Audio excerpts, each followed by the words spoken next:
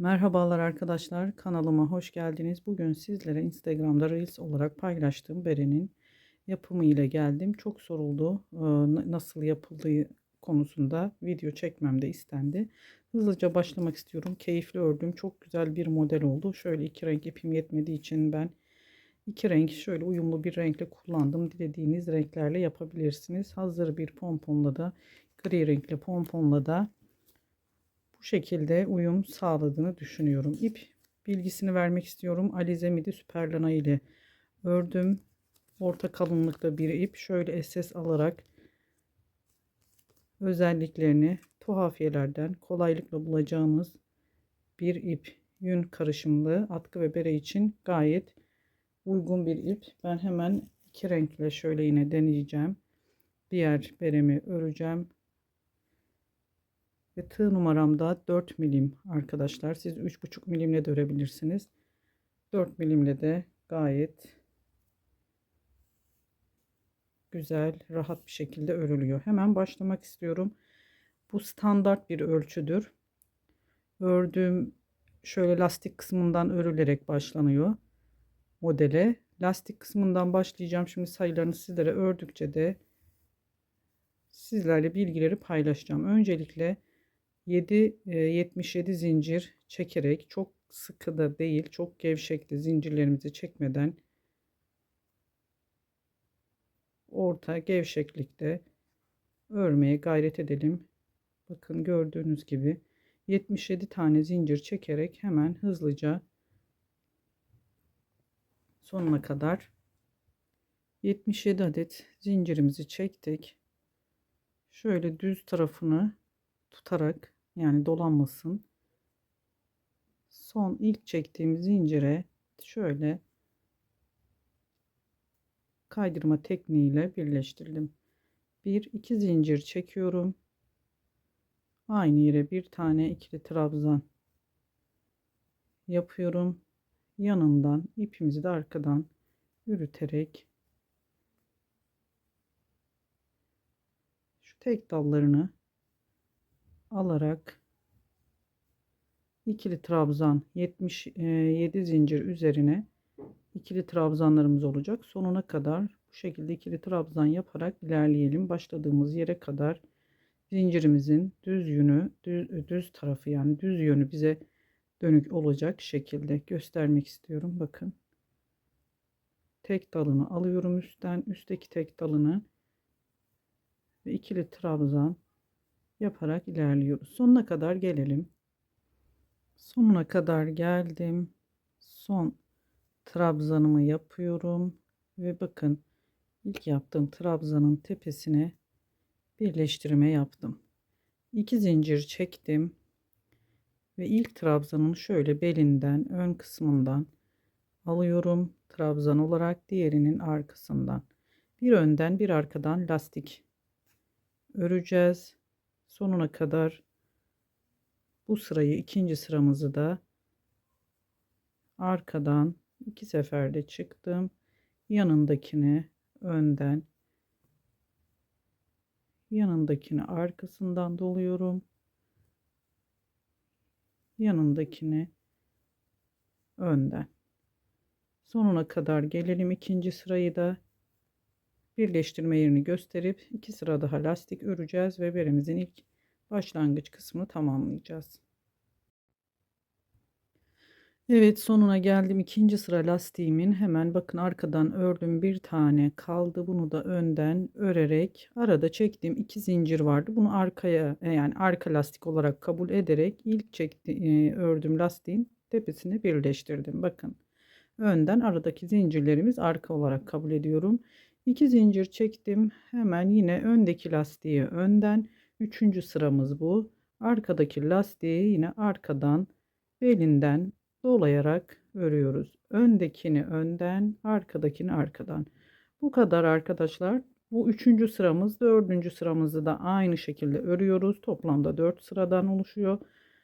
Ve beremizin ilk lastik kısmını, başlangıç lastiğimizi tamamlayacağız ve modelimize hemen geçeceğiz. Bunu devam ettirelim. Üçüncü sıramız, dördüncü sıramızda lastik olarak örüp devam edelim. Evet, sonuna kadar geldim. Bu şekilde ipimi hemen alacağım, rengini, diğer rengimi.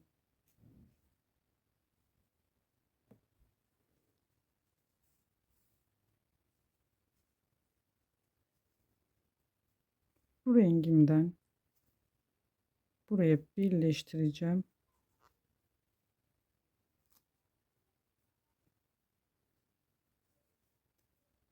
Bir zincir çektim ve aynı birleştirdiğim yere bir sık iğne yaptım. İplerimizi de arkadan, bu rengi değil de sarı rengi arkadan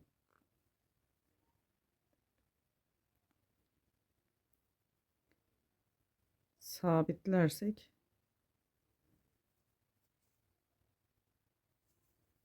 şimdi ikisini de arkaya atalım, garanti olsun. Ve hemen şimdi arkadaşlar 1 2 3 4 5 6 7 8 9 10 11 12 12 tane tığıma dolayıp bu taraftan hemen 1 2 3 dördüncüye batarak şu hareket, hemen tekrar göstermek istiyorum. Dördüncüye battım. Hareketimiz arkada tığımızda bulunan ilmeklerimizi tek tek tığdan tığı böyle hafifçe çevirip içerisinden çıkartıyoruz. Sonuna kadar tek tek çıkaralım. Dediğim gibi ilk başta zorlanabilirsiniz. Ben de ilk modeli çıkarırken elimiz alışkın olmadığı için yeni modellerde biraz zor olabiliyor ama alıştıkça keyifli bir model. 3, 6, 7, 8, 9, 10, 11, 12. Yine aynı yere aynı işlemi uyguluyorum. Bakın, sade tığımızda bulunan şu ilmeklerimizi tutup hafifçe çevirerek tığımız içerisinden tek tek çıkarıyoruz. Evet. 3 pardon 2 oldu. Hemen kapatıyoruz. İpimizi de biraz uzatarak bu ipte uzunca yayılmasını sağlayalım. Çektiğimiz ilmeklerin 1 2 3 4 5 6, hemen hızlıca tekrar 3 4 5 6 7 8 9 10 11 12. Bu ipimin kalınlığını 12 tane yeterli buldum ben. Eğer ipiniz biraz daha ince ise 13 tane de dolayabilirsiniz. Tamamen kendi zevkinize. Bu sayılarda gayet ideal oldu bu verdiğim ip. Benim ördüğüm ipe. Hemen bunu da hızlıca çıkaralım arkadaşlar. Bakın, önce ilmeğimi ipimin içinden çıkarıp şöyle uzatınca kapatıyorum. 3 tane daha aynı yere yapalım şu kanatlarımızdan. Evet, bunu tamamladık. 1 2 3 4 5 6 6 tane de aynı noktaya yaptık. Ve şimdi buradan sonra 1 2 3 dördüncüye yine batarak sık iğne ile kapatıyoruz. İlk sık iğnemiz oluyor 2 3 ve 4. 4 tane sık iğne yaptık. Tekrar 12 tane dolayarak 6 7 8 9 10 11 12 tane dolayarak 1 2 3 dördüncüye tekrar yapıyoruz. Aynı işlemi yapacağız. Şöyle tığımızın ucunu 1 2 3 4, yani 4 atlıyoruz. 4 tane sık iğne yapıyoruz. Tekrar dördüncüye bu 6 kanattan oluşan, direkten oluşan modelimizi tekrar kuruyoruz. Yine ipimi uzattım. Bu şekilde 4 5 6 7 8 9 10 11 12. Yine aynı noktaya ikinciyi yapıyorum. Eliniz alıştığında çok rahatlıkla yapacaksınız. Bunun garantisini veriyorum. Ve çok da keyifle örülen bir model. Hemen kapatıyorum. 4 tane daha yapıyoruz bu noktaya. Evet, yine 6 tane yaptık.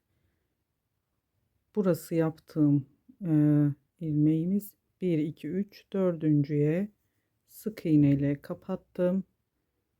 Yine yanından 2 3 ve 4 sık iğne yapıp aynı şekilde 1 2 3, dördüncüye yine modelimizi kuracağız. Bu modelimizden 7 tane olacak toplamda. 1 2 7 tane olduktan sonra arkadaşlar sonuna kadar yapalım. 7 model kuracağız. Eğer siz bunu fazla, yani bu ölçü gayet ideal. Lastik zaten e, açılıyor gayet rahatlıkla. Büyük yapmak isterseniz de bu modeli hani 8 tane olsun istiyorsanız 77 değil de 8 tane daha fazla. Örneğin 77, 84, 85 tane zincir çekerek büyütebilirsiniz ya da 8 eksik yaparak 6, 7 değil 6 model koyarak daha küçük, çocuklarımız için de yapacaksanız daha küçük yapabilirsiniz. Modelimizi 8 eksik başlayarak zincir 69 örneğin başlayarak zincir sayısını bu şekilde sonuna kadar gelelim arkadaşlar. Sonrasında yine devam edeceğiz. Üst rengine yine aynı lastikle başladığım renkle üst tarafının sık iğnesi var ve ters sık iğne tekniğimizle devam edeceğiz. Modelimizi aynı başta yaptığım şekilde buraya kadar 7 tane olacak şekilde gelelim. Evet, sonuna kadar geldik. 7 modelden oluşturduk mu şu sarı renkle yaptığım motiflerimizden 7 tane olacak. Son kısma geldiğimizde arada 3 sık iğnemiz, başlarken de bir tane sık iğne olarak başlamıştık. 4'e tamamladık. Hemen şu ipimi bırakıyorum. Sarı renkli ipimi bıraktım. Diğer açık renk ipimi alarak şu ilk yaptığım sık iğne tepesine bu ipimle kapatıyorum. Birleştirmeyi yaptık. Bir zincir çekiyorum. Arkada bıraktım ipimi yine. Bir zincir çektim. Şu aradaki boşluğa hemen geçiş yaptım. Sonrasında buralara sık iğne öreceğiz. Şu araları ayırıp elimizle ortada şöyle ip görünüyor. Tek kanatlı. Bunun hem sağından hem solundan bir sık iğne yapıyoruz.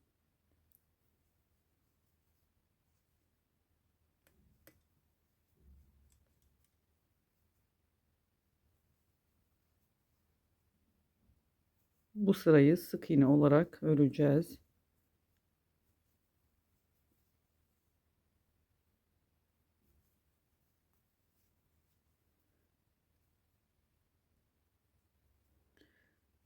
Sonra direkt burada başlarken buraya yapıyoruz. Sonunda geldiğimizde bu kısma yapmadan direkt sık iğneye geçiş yapıyorum. 4 tane sık iğnemizi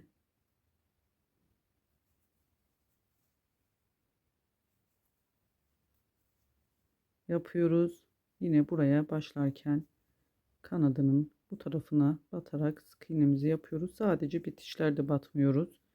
Son kısma yine aralarda her iki tarafa motiflerimizin arasına yani 2 tane sık iğne denk gelmiş oluyor. Bu aradaki ipimizin hem sağına hem soluna birer tane sık iğne yapıyoruz.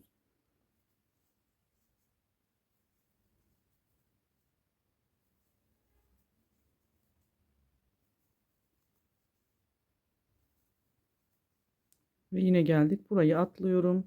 Direkt sık iğnemizin üzerinden yaparak devam ediyoruz.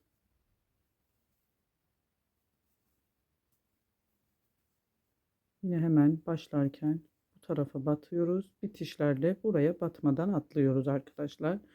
Şimdi sonuna kadar başladığımız yere kadar sık iğne yaparak örelim. Sonrasında devam edelim. Sık iğne sıramızı tamamlayacağız. Son kalan sık iğnelerimi yapıyorum.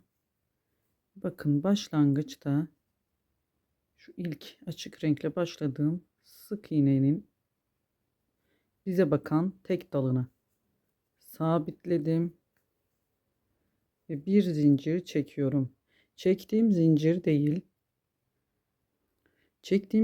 değil, yanındaki değil, şu üçüncü ilmeğe ters sık iğne, sadece bize bakan tek dallarını alarak,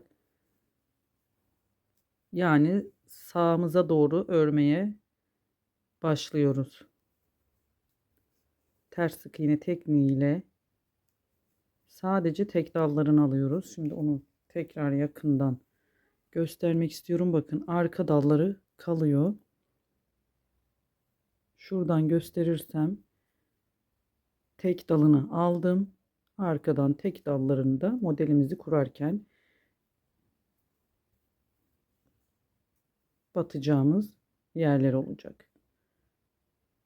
Tek dallarını alarak bu sırayı yine başladığımız yere kadar ters sık iğne örmeye devam ediyoruz. Her bir sık iğne içerisine bir tane ters sık iğne yaparak sonuna kadar gelelim. Bize bakan tek dallarını alıyoruz.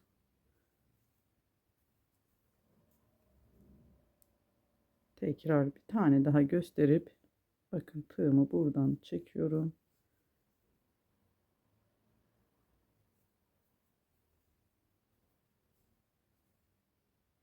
Bu şekilde devam edelim. Ters sık iğne tekniğiyle sonuna kadar gelelim.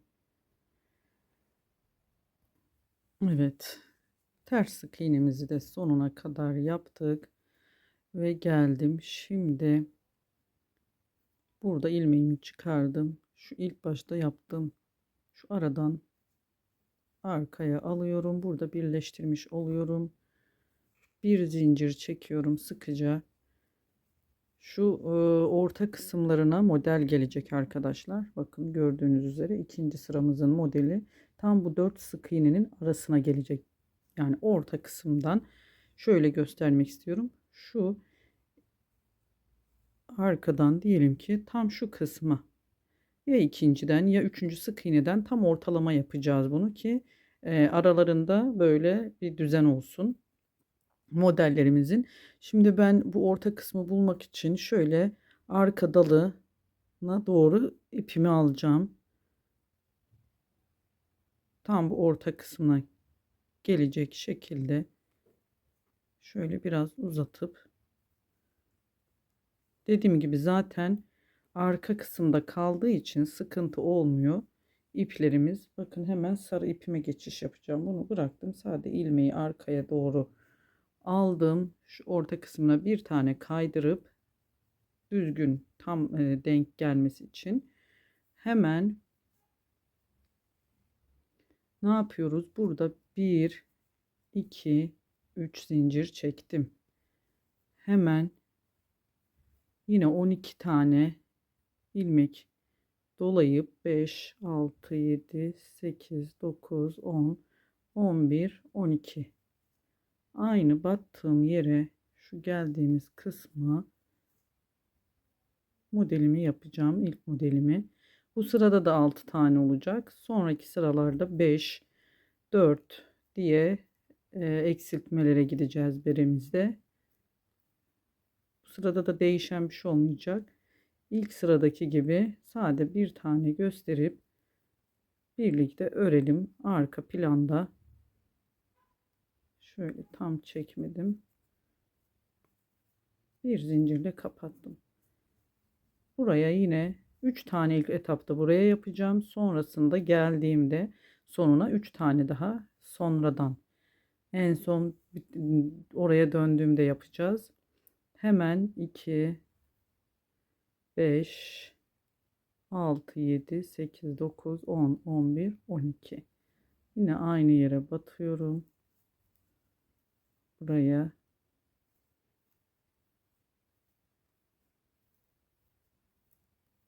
eliniz alıştıkça bu modeli göreceksiniz. İlk başta ben de böyle rahat olmadı, modeli çıkardığımda çok zorlamıştı.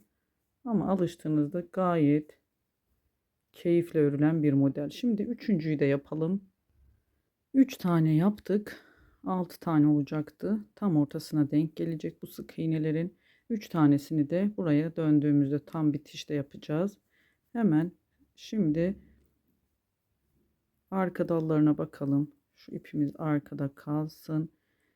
1, 2, 3, 4, 5.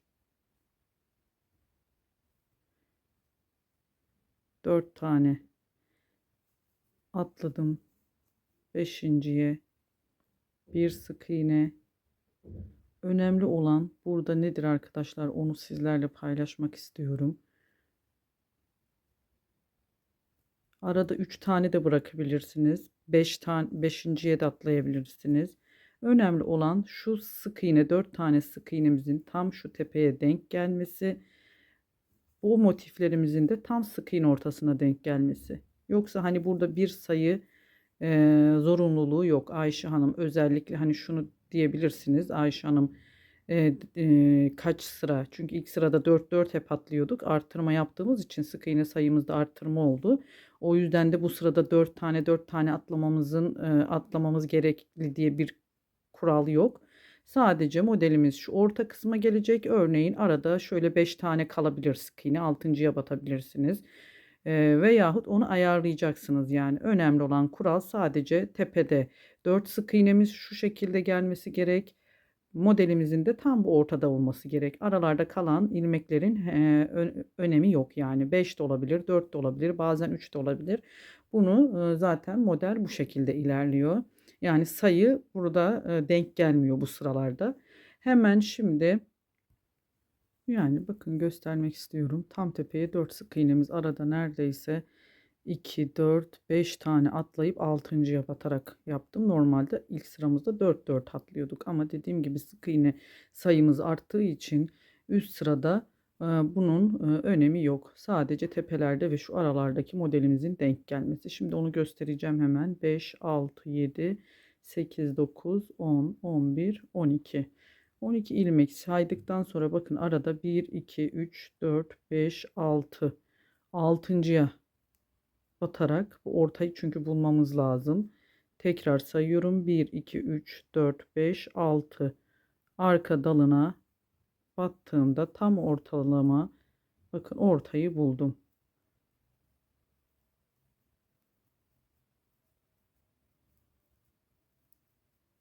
Bu 5 de olabilir. Yani arada kalan sık iğne sayımız 5 de olabilir bazen. Buna takılmayın. Çünkü 4 olmayacak artık. İlk sıradaydı o 4 tane sık iğnemiz. Sayıyla başladık ama burada zaten sayının bir önemi yok. Önemli olan modellerimizin ortalama tam şu orta kısımlarına denk gelmesi. 6, 7, 8, 9, 10, 11, 12. Yine aynı yere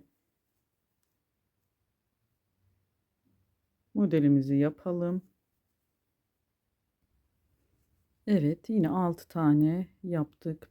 1, 2, 3, 4, 5, 6. Hemen bakın arkadan 1, 2, 3, 4, 5.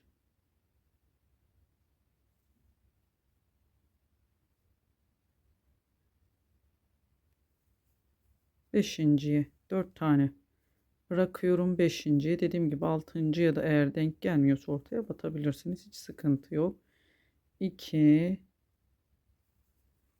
3, 4 tane sık iğnemiz olacak ve yine bu şekilde tepede olmasına dikkat ediyoruz. 4, 5, 6, 7, 8, 9, 10, 11, 12.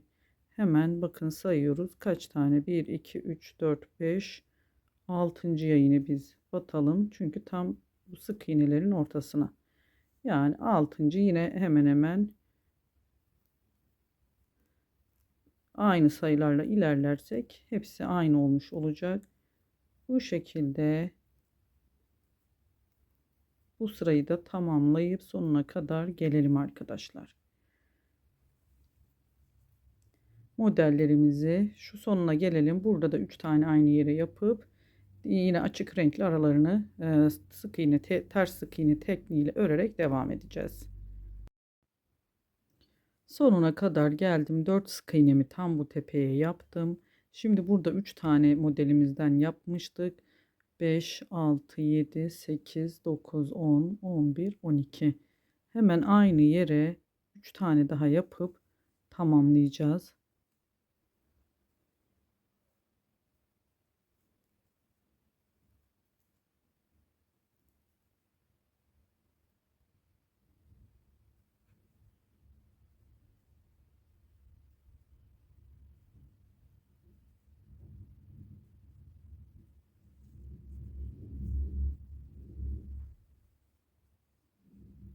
Bir, 2, 3, 4, 5, 6, 7, 8, 9, 10, 11, 12. Yine aynı yere. İkinciyi yapıyorum bu taraftan. Üçüncüyü de yapalım, devam edelim. Üçüncüyü de kapatıyorum. Toplamda yine 6 tane olmuş oldu. Şu başlarken çektiğim 3 zincir vardı. Buraya sabitledim.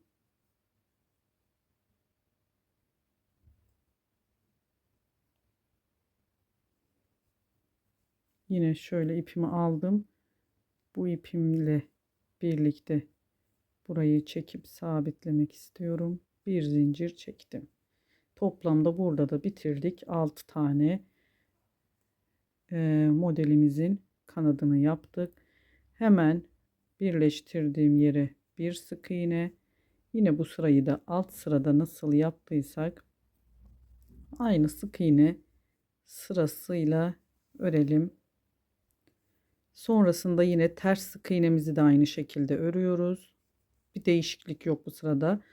Yine bakın bu sonundakine batmadan direkt arkada 4 tane sık iğne yaptığım yere geçiş yapıyorum.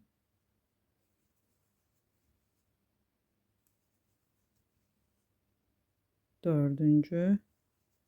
Başlarken buraya batıyorum. Bitirirken batmıyorum. Yani başlarken şu altı modelimizin bu kanadından başlıyoruz. Bitirirken buraya batmadan direkt sık iğneye atlıyoruz. Komple bu sırayı yine sık iğne yapıyoruz. Geriye yine dönüp ters sık iğne şu kısımda ne işlem yaptıysak aynı işlemi uygulayıp sarı renkte ipimize model sıramıza geçtiğimizde 5'e düşüreceğiz bu 6 kanattan oluşan modelimizi. 5'e düşürdüğümüzde burada sarı iple başladığımız yerde tekrar birlikte örmeye devam edeceğiz. Evet, bu sık iğne sıramızı tamamlayıp ters sık iğne ile de geriye döndük ve geldik. Şimdi aynı bu altta işlem ne yaptıysak burada da ilmeğimizi yine arkaya alıp bir zincir çektim ve hemen burada tam tepeye denk geldiği için sık iğne yapacağım. Bakın arkadaşlar, şu sarı ipimi almak istiyorum öncelikle. Onu unutuyorum her seferinde.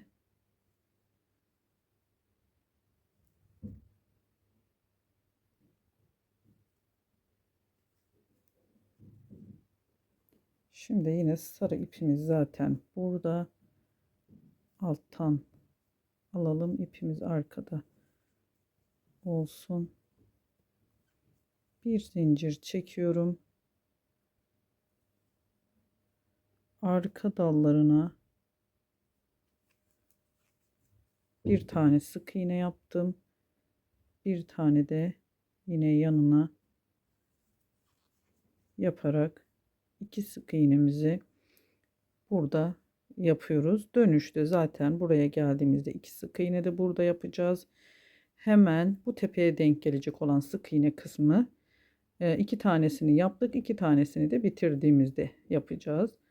4, 5, 6, 7, 8, 9, 10, 11, 12. Yine ortayı buluyorum. Ben saymadan şöyle arka dalına tam ortayı bularak şuraya da batabilirsiniz. Zaten 4 sık iğne olduğu için ya bu tarafa biraz daha yakın olacak ya bu tarafa.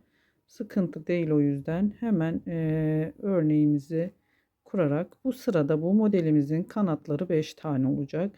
5'e düşüreceğiz. Yine aynı tam sık iğne ortalarından alarak devam edeceğiz. Şöyle ipimizi çekiştirerek şu mesafeyi bulalım. 4, 5, 6, 7, 8, 9, 10, 11, 12. Burada 5 tane yapalım kanadımızı. Sonrasında bir tane daha nereye batacağımızı göstereceğim. Evet, 5 tane, 1 2 3 4 5 olacak bu sırada. Yine hemen sayıyorum arkadan: 1 2 3 4 5.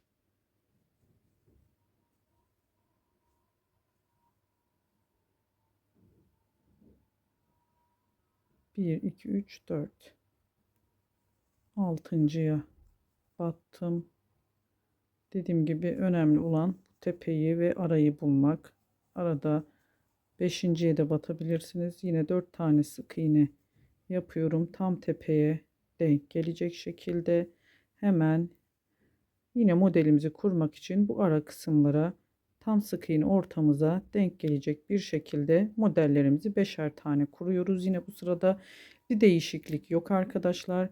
Sadece 6 yapmıştık. Şimdi 5'e düşürdük. Bu sırayı 5'e kuralım. Şöyle göstermek istiyorum. Bakın iğnem burada. 6 yaptık. Bu sırada da 6 yaptık. Üst sırada 5 yapıyoruz.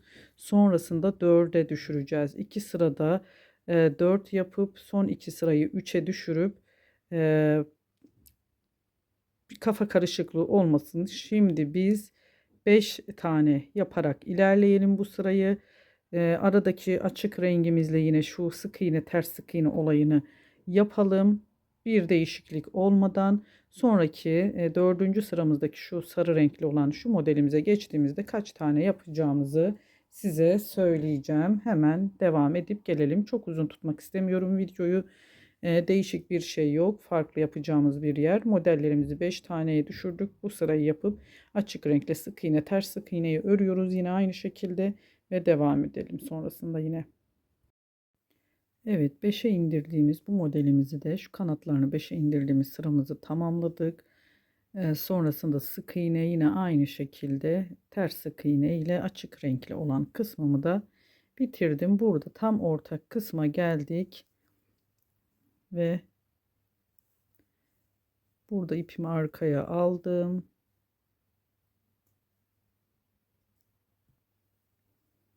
Açık renkli ipime geçeceğim. Şimdi bu sırada arkadaşlar şunu ölçmek istiyorum ben öncelikle. Bu yaptığım ölçü çocuklarımız için yani dediğim gibi ip kalın, ipin başta vermiştim özelliklerini, markasını, dilediğiniz bere ve farklı markalarda da alabilirsiniz. Yani kolaylıkla standart bir ölçüdür bu. Genişliği bu kadar. Şöyle hem lastik genişliğimiz sizlere zaten böyle açılıyor. 22 santim. Şu genişliği de, şu artırma yaptığımız genişliği de size merak edenler için tam burada tutmak istiyorum. Şöyle yani 29-30 santime denk bir ölçüsü var. 22-23 santimde şu başlangıç baş çevresinin genişliği. Eğer siz bunu daha fazla yapmak istiyorsanız, yani büyük olsun istiyorsanız, çünkü bu el ayarına, tığ numarasına, ip kalınlığına, inceliğine göre değişkenlik gösterebilir. Büyüklüğü, küçüklüğü. Bunu büyük yapmak istediğiniz takdirde yapacağınız şey, şu lastik sayısını ben 27 zincir 77 zincirle başlamıştım. Siz bunun 8 katını, yani 77 değil de örneğin 77'ye 8 daha ekleyerek bir tane daha şu motiften 7 değil de 8 ilk etapta yaparak başlayabilirsiniz. Yine artırmaları, şu kanatlarımızı 6 yaptım. Sonrasında 5'e düşürdüm. Eğer büyük olsun istiyorsanız bir sıra daha 5 yapabilirsiniz. Daha büyük bir, yani onu bilemem. Kime göre, kime yapacağınıza göre değişir. Yetişkinler için ya da daha insanların değişiyor fizik özellikleri. O yüzden de bu normalde çocuklara için, yani normal yetişkinlerimiz için de uygun standart bir ölçüdür. Bunu 5'e değil 6 yaptık dediğimiz gibi. Burayı da 5 yaptık. Bir sıra daha 5 yaparak bu artırma işlemini de uzatabilirsiniz. Normalde toplamda ben bu ölçüleri 1, 2, 3 tane 3 model şu an sarı kurdum. 5'te 2 kez 6 yaptım. Bir kez 5'e düşürdüm. Şimdi 3 sırada bu sarı modelimi 4 yaparak son 2 sırayı da 3'e düşürerek toplamda 8 sıra yapacağım bu sarı modelimi. Siz bunu 9 sıraya çıkartarak dediğim gibi 5'i bir tane daha yaparak sonrasında 3 4 2 3 diye bu şekilde ayarlayarak yapabilirsiniz. Gayet bunun ayarlaması, büyüklüğünü, küçüklüğünü ayarlaması çok basit bir model arkadaşlar. Zaten arada sık iğnelerimizin arası zaten bu örnek motiflerimizin şu kanatları azaldıkça sık iğnelerimiz de ona göre aralarda yaparak azaltmalarımız yani eksiltmelerimiz oluyor. Beremiz bu şekilde de kendini toplayacaktır. Şimdi ben bunun hemen başlangıç bu 5. sırayı yaptım. 3 sırada 4 tane yapacağım. Bir tane gösterip size daha göstermeme gerek yok. 3 sıra bu şekilde ilerleyip devam edeceğiz. Şöyle ipimi aldım. Bakın tam ortaya denk geldi zaten. 3 zincir çekiyorum. Buraya yine 4 tane düşüreceğim için 2 tane şu kanadından şu olduğum yere yapıyorum. 2 tane yaptım. Hemen 4 taneyi düşüreceğiz bu sırada. Yine bakın arkadan 1 2 3 4 5 6 ya da 7.'ye batarak şu ortayı şöyle sayarak göstermek istiyorum. Hem ayarlayıp burada 5'e düşürdüğümüz için ilmek sayısında da azalma oldu. O yüzden de 5 6 da olmayabilir öyle dedim ama 1 2 3 4'e bir deneyelim arkadaşlar. 4 1 2 3 4 şöyle 5.'ye batalım. Alt sıralarda 6.'ya bile battığımızda denk getirmekte zorlanırken şimdi ilmek aradaki sık iğne sayılarımızı da 5'e düşürdüğümüz için bu aralara battığımız sık iğnelerde de eksiltme azalttık yani. Bu nedenle bakın 4 tane arada bırakarak 5.'ye battığımızda da denk geldi. Hemen yine aynı modelimizi buraya 1 2 3 4 5.'ye denk gelecek şekilde yine arayı tam şu orta kısmı tutturarak devam edelim arkadaşlar. Gösterecek fazla bir şey yok. Bu kısımda da 4 tane yapacağız. Şu kanatlarımızı hemen şuradan göstermek istiyorum. 4 yapacağız. Yine aralarda bakın 6 yaptık. 6 yaptık. 3 6 ikinci sıramız. 3. sıramızı 5 yaptık. 4. sıramızda 1 2 3 4 1 2 3 4 5. sıramız 6. sıramız. Yani toplamda 1 2 3 4 sırada bu şekilde 4 tane bu direkleri modelimizi oluşturacağız. Yine aralarda hep şu tepelere 4 sık iğne olacak. Bu dörtlü yaptığımız 3 sırada. Sonrasında 2 sırada son 2 sırada 3'e düşüreceğiz. Bu tepelerde onu zaten göstereceğim. 3'e düşürmüş olacağız. Beremizi yavaş yavaş eksiltme kısmına doğru ilerleyeceğiz. Şimdi sizden yapmanızı istediğim şey sadece yapacağımız işlem bu sırayı da böyle 4 tane direkle şu bir tanesini eksilteceğiz. 4 tane olacak. 1 2 3 sıramızda yine aralarda aynı şekilde sık iğnemiz ve ters sık iğnemiz alt taraflarda nasıl yaptıysak şöyle aralara batarak ondan sonra yine hiçbir farklılık olmadan devam edeceğiz. 3 sıra bu modelimizi yapalım. 4'e düşürerek geldiğimizde zaten burada başlarken 2 tanesini yapmıştık. Sona geldiğimizde aynı yere 2 tane daha yapıp birleştireceğiz burada. Farklı bir işlem olmadığı için burada göstermeye gerek yok arkadaşlar. Video çünkü çok uzun oluyor. Hemen 4'e düşürdüğümüz kısımları da 3 sıra yaparak şu şekilde sıra sayımız 1 2 3 diye ilerliyor. 3 sırada 4 taneye düşürerek yapalım. Aralarda açık renkli işlemimizi uygulayalım. Sık iğnemizi ve ters sık iğnemizi. Sonrasında 3'e kadar geldiğimizde yine birlikte örmeye devam edelim. Evet. Toplamda 3 6 sıra yaptık. Hemen sayıyorum. 1 2. 2 sıra 6 tane bu direkli modelimizden yaptık. 1 sıra 5 tane, üçüncü sırayı 5'e indirdim. 4, 5 ve 6. sırada da 4'er tane yaparak yine aralarda 4 sık iğne ile hanımlar zaten değişik bir kısmı olmadığı için buraya kadar birlikte yapalım dedik. Aynı başlangıçtaki gibi sık iğnelerimizi ve ters sık iğnelerimizi yaparak ilerledik. Şimdi açık renkle ben sık iğnemi ve ters sık iğnemi yine yaptım. Ve sarı ipimle bunu modelimizi 3'e düşüreceğim. Son 2 sıra daha bu sarı modelimizden yaparak toplamda 8 sıra. Bunu daha büyük yapmak isterseniz şu 5 tane olan 3. sırada 5'e indirmiştik. Bu 5'li olan modelimizi siz 2 sıra bir sıra daha fazla yani 5'e indirdiğim kısmı 2 sıra yapabilirsiniz. Bu şekilde de büyütebilirsiniz. Ölçülerini başlangıçta vermiştim zaten.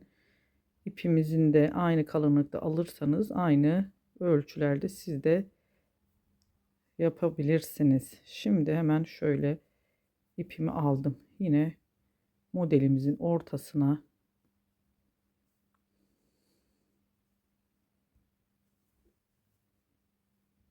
arkada şu ipimizin hemen üst kısmında bulunan şu arka dallarından alarak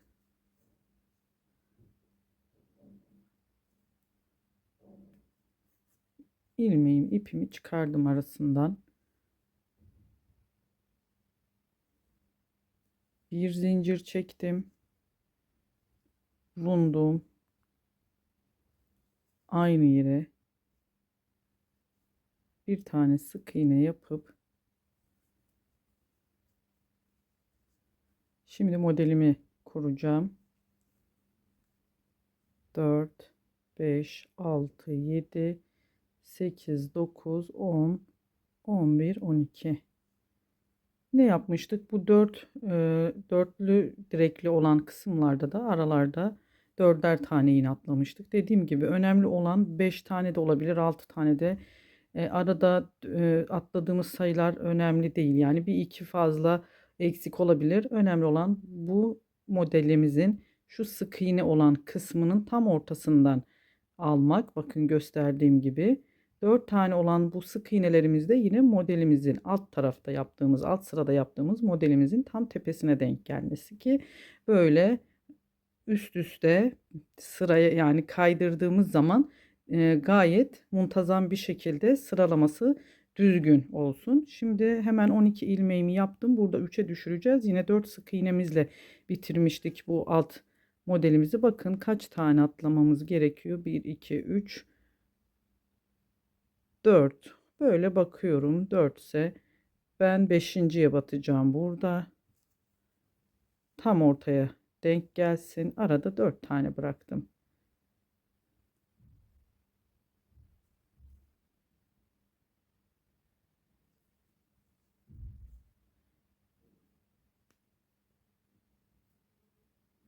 Sırasıyla tığımızdan tek tek çıkarıyoruz.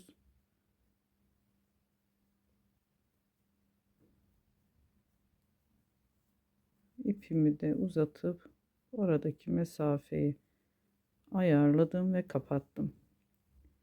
4, 5, 6, 7, 8, 9, 10, 11, 12.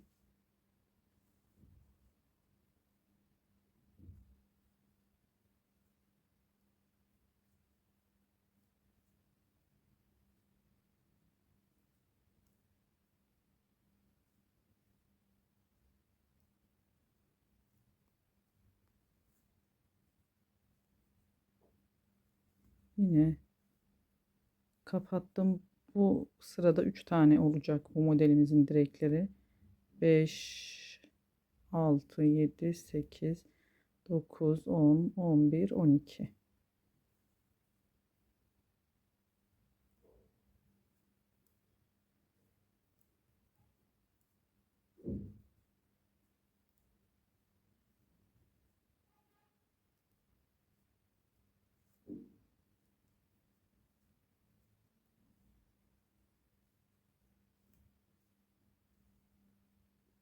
Evet.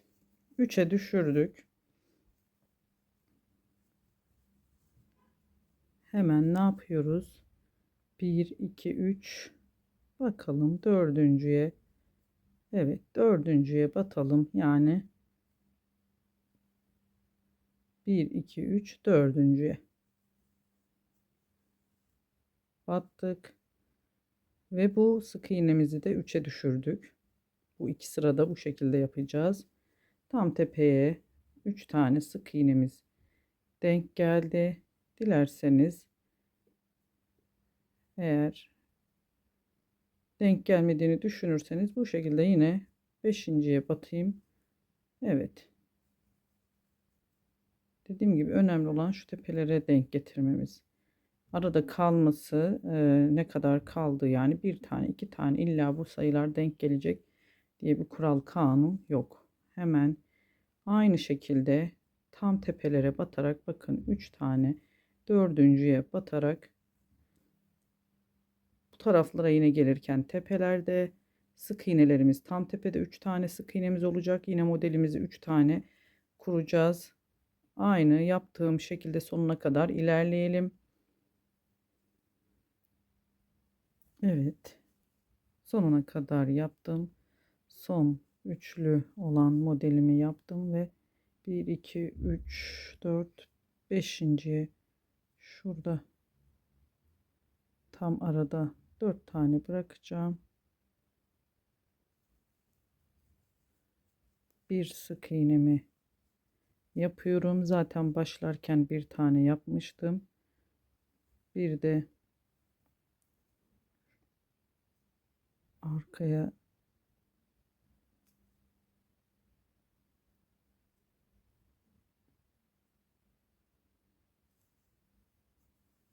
iki. Şimdi şu başladığımızda yaptığım ilk sık iğnenin tepesine birleştireceğim. Üçüncü de o olacak. Ve diğer ipimi aldım. O ipimi bırakıp açık renkli olan ipimle birleştirmeyi yapıp kapatıyorum. Bir zincir çektim. Aynı yere birleştirdiğim yere bir sık iğne yaptım.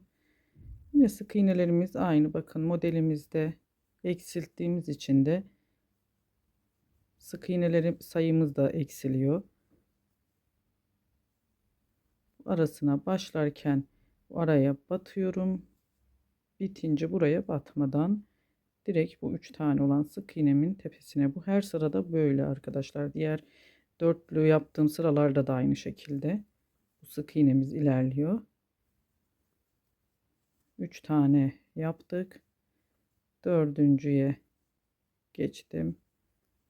Sonuna kadar da sık iğnemizi yapalım ve ters sık iğnemizi aynı şekilde her sık iğne üzerine bir tane, bakın buna batmadan son dipteki kısma hemen sık iğnelerin üzerine geçiş yaptım.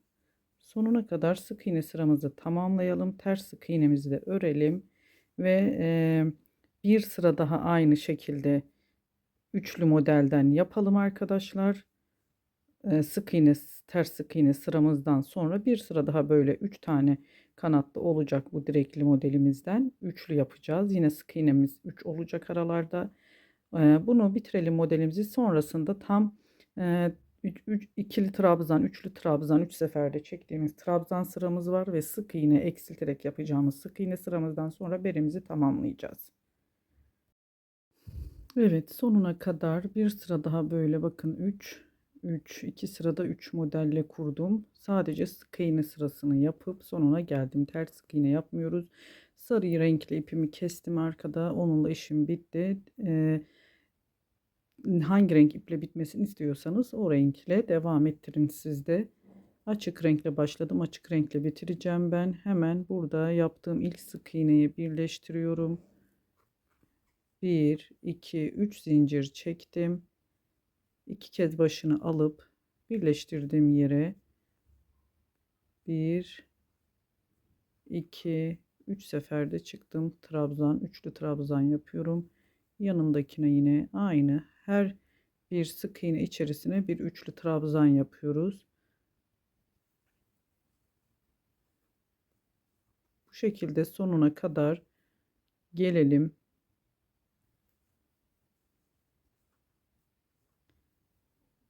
Her sık iğne üzerine üçlü trabzan yaparak sonuna kadar gelelim. Sonuna kadar üçlü trabzan yapıyoruz. Son üçlü trabzanımı yaptım ve hemen ilk yaptığım üçlü trabzanın tepesine birleştirdim. Şimdi burada bir zincir çektim. Dibinden alıyorum. Yanından alarak sık iğne ile burada her iki sık iğneyi bir taneye düşürerek eksiltme yapacağız. Son sıramız bu. Yanından alıyorum. Diğer yanından alıp ikisini bir kapatıyorum.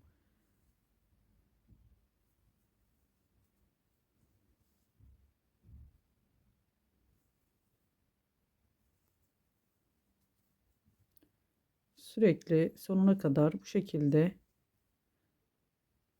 iki taneyi bir taneye düşürerek eksiltme yapacağız.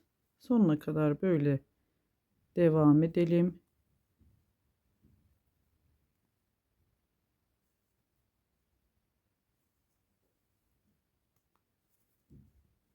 Eksilterek, evet, sonuna geldim. Hemen başlangıçta yaptığım ilk sık iğneye birleştirip burada biraz uzun ipimi kesiyorum. İğne ile toplayacağız kenarlarını, hem ortasını sağlam bir şekilde dikip beremizin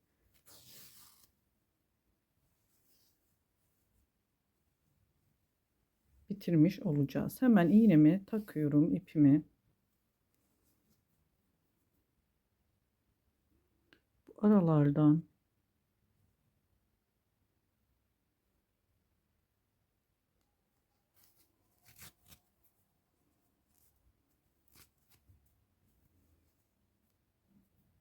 bir bu tarafa, her ilmekten bir bu tarafa iğnemizi geçiriyoruz. Yine devam edelim. Bakın, son bıraktığım yer bu tarafa sonuna kadar bu şekilde iğnemizle yürütelim başladığımız yere kadar.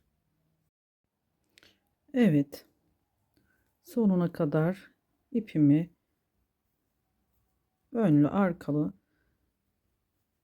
geçirip, bakın zaten orta kısmı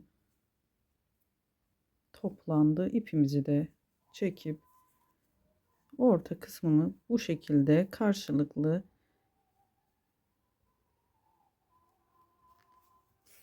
dikelim, iyice kapatmak için.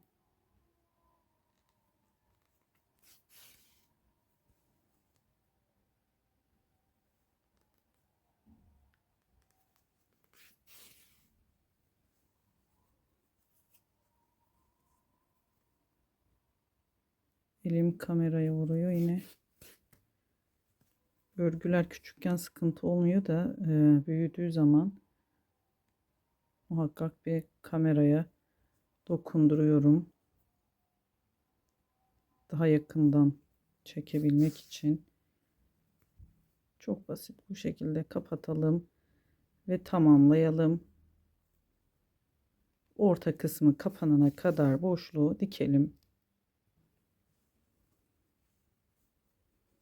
Ortasını kapattık. İğnemi hemen içeriye, iç kısmına geçirip burada düğüm atıp keseceğim.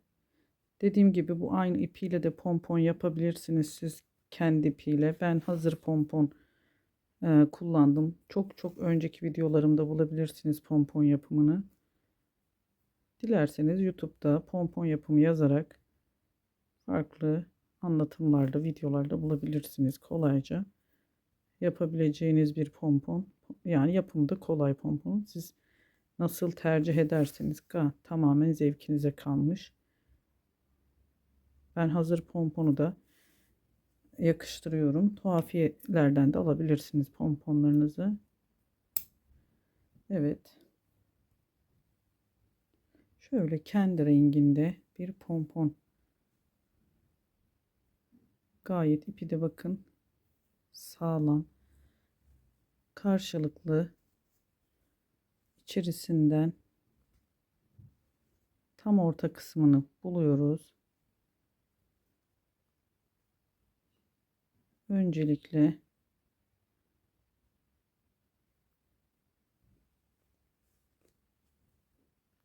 bir tanesini geçireceğim ama biraz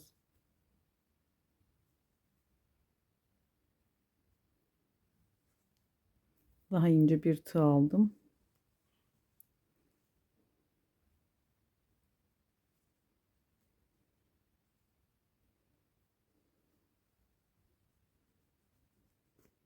Evet.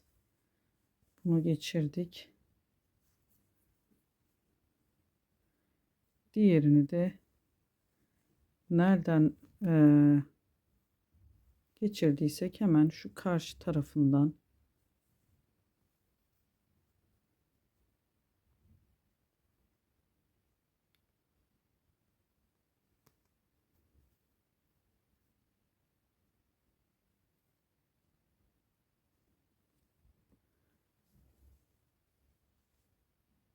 evet ikisini de geçirdim arkadaşlar.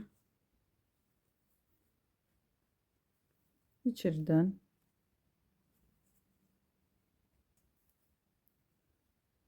sıkıca düğüm atıyorum. 3 kez düğüm atacağım. Ve ipimi burada keseceğim. Bakın çok çok güzel bir bere oldu.